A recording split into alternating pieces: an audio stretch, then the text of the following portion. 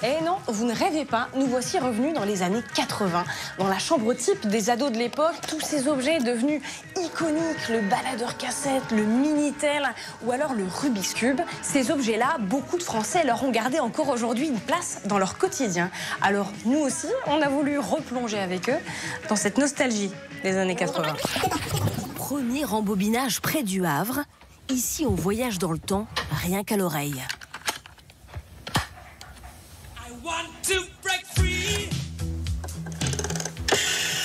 C'était le plaisir d'entendre le tic-tic-tic. Hop, ça revient tranquillement. Ah, le bruit de la VHS. C'est qui a pas rembobiné? Chez Fanny et Thierry Legros, la bande-son d'une époque. La patience du roi des limites. Non.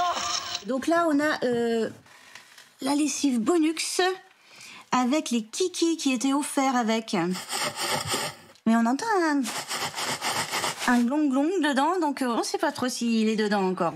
Ils ne se contentent pas de collectionner. Ils vivent au quotidien au milieu des objets des années 80. Comme ce meuble, la star de leur cuisine. Ce qui nous a décidé à l'acheter, c'est le petit clin d'œil d'autocollant Mammouth. Alors là, on n'a pas pu résister. À l'intérieur, les marques de l'époque, du petit déjeuner au dîner. Et les glaces de la cantine. Et même les ustensiles de cuisine. Le fameux et indémodable couteau tranche rôti du dimanche de mamie. Mais pour Fanny, pas question de vivre dans un musée. Ces objets, elle les utilise normalement, comme les assiettes en arc-opale, chinées en brocante. Mes préférées, celle-là. Avec les grosses fleurs. Je sais pas, le dessert, il a peut-être un goût meilleur encore. C'est se rappeler un peu l'innocence. Tous les deux sont nés en 1977. Avec ces objets, ils ont comme encapsulé leurs souvenirs d'enfance. On a grandi dedans, on était gamins, on a vécu tous les objets. Alors on veut les garder? Oui. Oh oui. On n'est pas coincé dans notre enfance ou quoi que ce soit. C'est le plaisir d'être dans notre univers et on arrête le temps, effectivement, on met pause. Et puis ça fait du bien, ça requinque. À courir après une époque révolue, certains ont passé la seconde. Voici la R5, la voiture la plus vendue des années 80. Le grand amour de Mathieu Roland. C'est simple, il y a un volant, 3 pédales et un levier de vitesse. Voilà. Ça s'arrête là. Je fais à peu près 30 à 40 000 km par an pour le loisir et le travail. Il n'y a que là-dedans que je roule. C'est un petit bonbon qui roule sur la route. Des bonbons comme celui-ci, ce professeur de menuiserie en a une trentaine, acidulé à souhait. Ça, c'est le orange, on appelle ça, c'est une orange, un peu orange sanguine. Moi, j'adore les vertes. On a pistache là, on a Hollywood là-bas. C'est leur nom.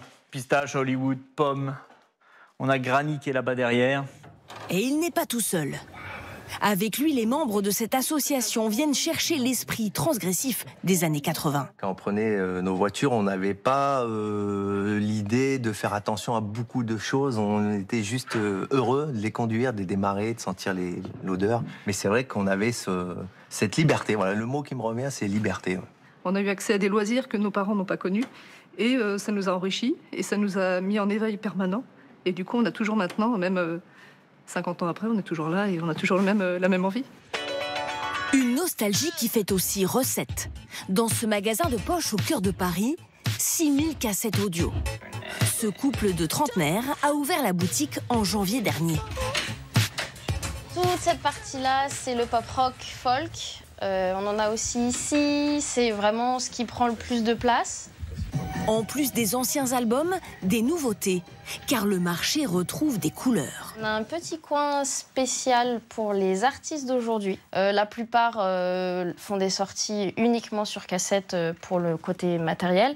Après, voilà, ils sont en streaming, tout ça. Là, on a un label ici où, en fait, il peint directement à l'intérieur de la cassette. Donc, chaque cassette est unique, même d'un même album. Ce ne sera jamais exactement les mêmes peintures. Un retour à l'objet qui séduit les clients, comme ce touriste américain. On se lasse du streaming. Là, au moins, je peux avoir ma discothèque et la regarder. C'est mieux que regarder son téléphone. Mais faut-il avoir vécu dans les années 80 pour vouloir les retrouver? Près de Lille, cette association se réunit chaque mois et, surprise, je n'étais pas née. Ça me rappelle pas que je suis née. Ok, déjà, c'est particulière.